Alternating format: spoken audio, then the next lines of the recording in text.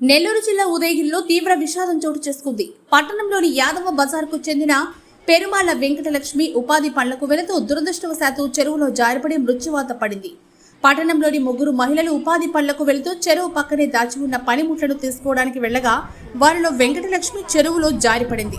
వెంటనే మిగతా ఇద్దరు పెద్దగా కేకలు వేయడంతో స్థానికులు హుటాహుటిన అక్కడికి చేరుకున్నారు. ఆ మహిళను ప్రభుత్వ వైద్యశాలకు తరలించారు.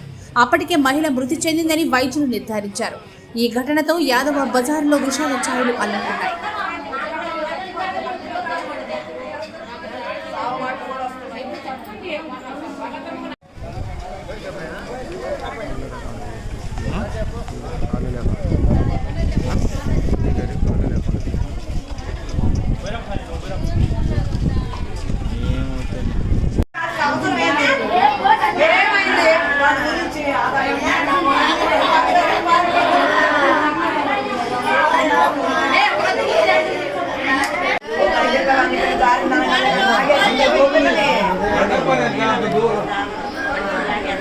ఈ మనిషి